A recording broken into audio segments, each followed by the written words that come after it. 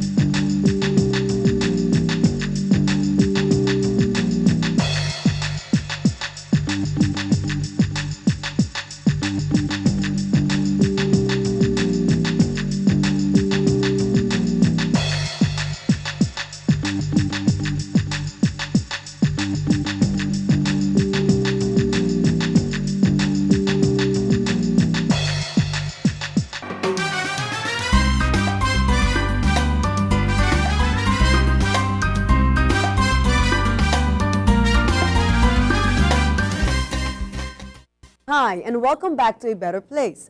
Today we will be joined by Ms. Sheila Kelly, who is an early childhood educator. Good day, Ms. Kelly, and welcome to A Better Place. Good day to you. Ms. Kelly, before we start talking about early stimulation, can you tell us a little bit about who Ms. Kelly is? Ms. Kelly is an educator. I am employed at the Metagogic Center for over 35 years now. I am presently employed at the Brother F. Middle Campus in St. John's, and I'm the Cycle 1 coordinator from the Group 1 up to Group 4. So I know when I came to the MAC, when I was considering enrolling my son, you were at early stimulation. So you're no longer there. No, for the past 4 years, I am now, as I just said, the Cycle 1 coordinator at Brother F. Middle Campus. Okay. So let's get started with the interview concerning early stimulation. What exactly is early stimulation? Well, the objective of early stimulation is where the child is being stimulated to begin how to learn to continue learning. Okay. So, and what do they do then in early stimulation? Because, you know, we all know that normally children start at the age of 4 and then they start in pre-kindergarten. At the early stimulation, we more focus where the child is able to play freely and able to socialize with its peers. At the age of 3 years, that's the group that we receive at our school. So what are some of the activities that they do in early stimulation? Well, we work with a curriculum, and that curriculum is all about me, where the child or children learn to know who they are, who cares for them, who made them, and how do they feel, and what do they like to do otherwise. So can you elaborate a little bit then? Because you said the curriculum is based about me. All so it's about, teaching the child about themselves.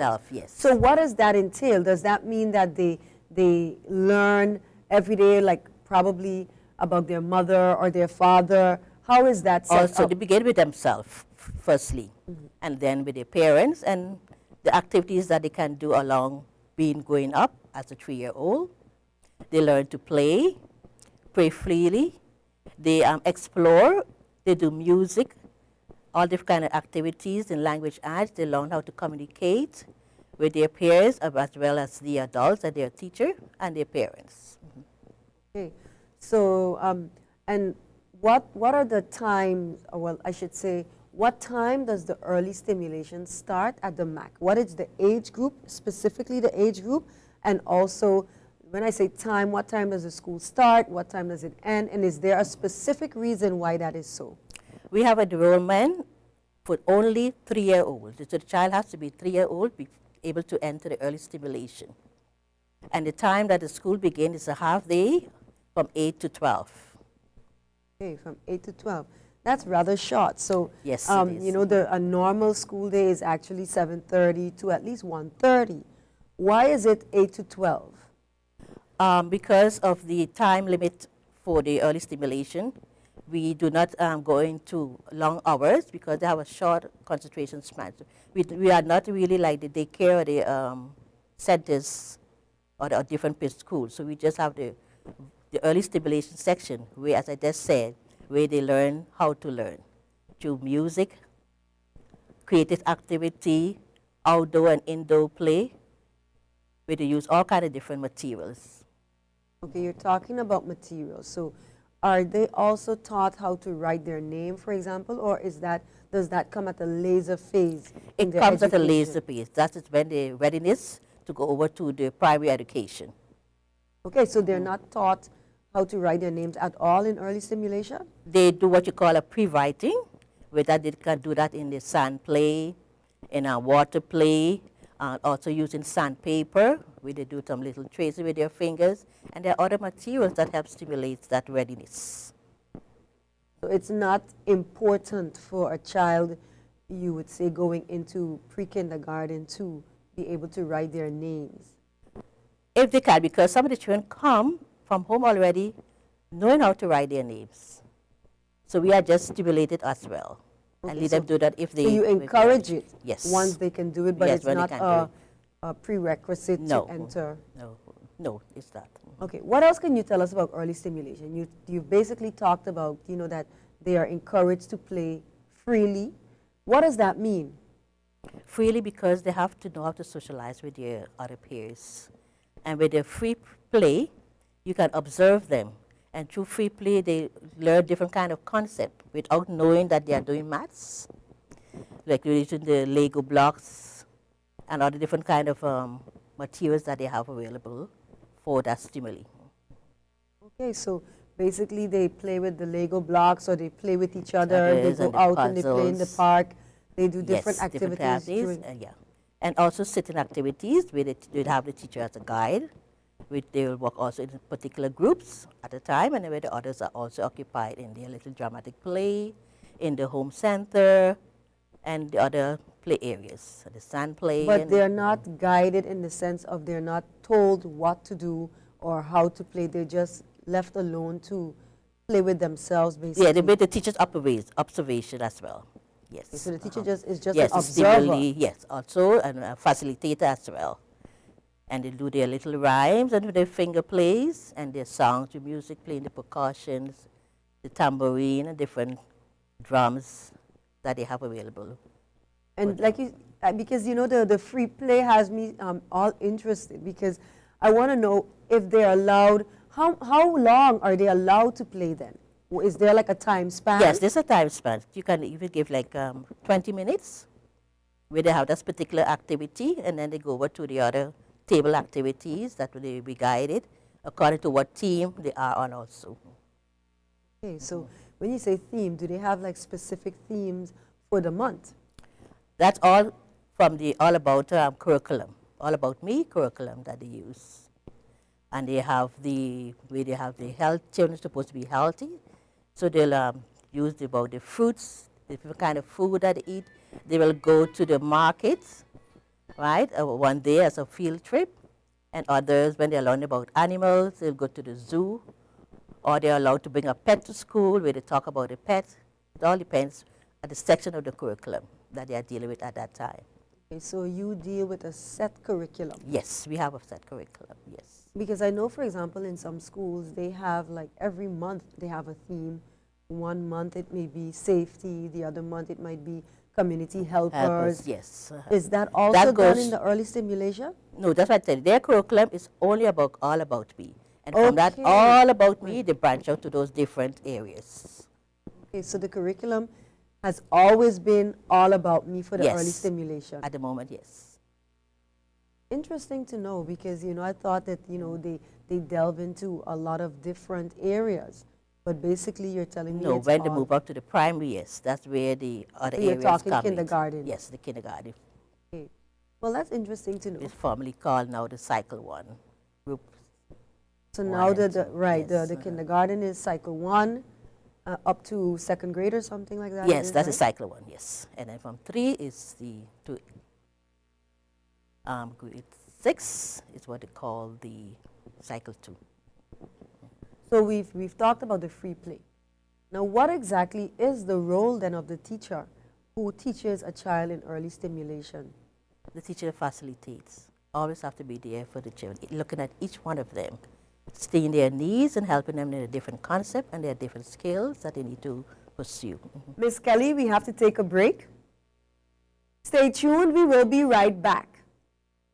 I need a favor. I don't have a lock for my bike, and I'm just wondering if maybe you could run into the store and grab me some tampons. Tampons? Are you kidding me? Well, how about you just go in there and I'll just watch your bike? I don't know the first thing about buying that stuff. What stuff? What do you have to get? You can't say tampons? I just won't do it, Even if I was your mother. even if he was my mother. Can I buy toilet paper? Will that work? No! Ubec Kotex, a new line of tampons, pads, and liners. Are you looking for that prescription that the doctor just gave to you and you can't find it at no other pharmacy? Well, the Orange Grove Pharmacy is where you should be. The Orange Grove Pharmacy, we carry a wide range of American and European prescriptions and drugstore items. We also do personal care products. We offer friendly services and 24 hours emergency delivery. Charges may apply. We're open Monday to Friday, 8 a.m. to 6:30 p.m., Saturdays, 9 to 1 p.m. Orange Grove Pharmacy, supporting a healthy lifestyle.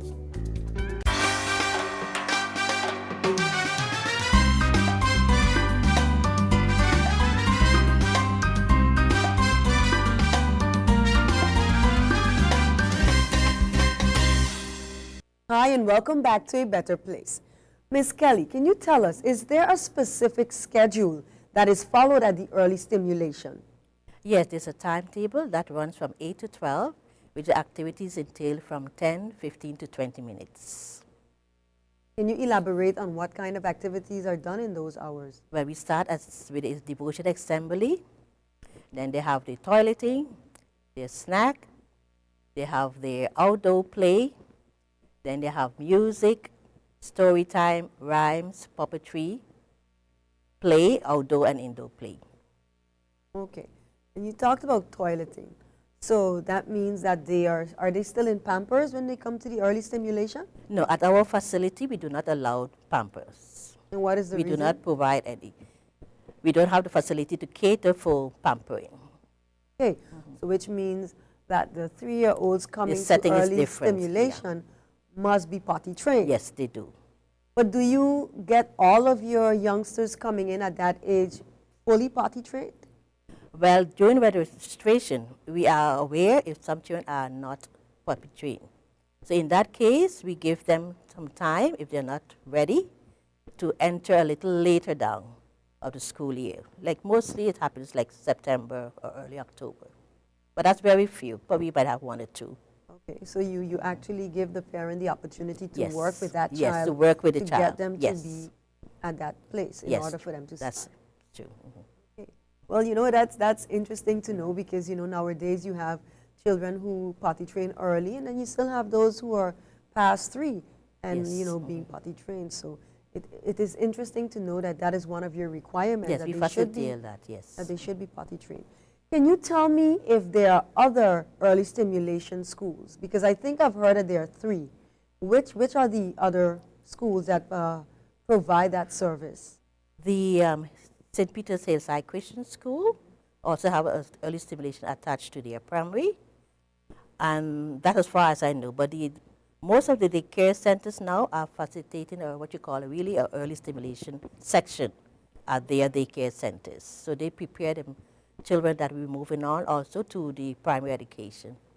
Okay, so then you're talking public schools. Of 2 that are official schools that provide that service. Yes. And as a matter of fact, Learning Unlimited also provides that service, that early stimulation service. And most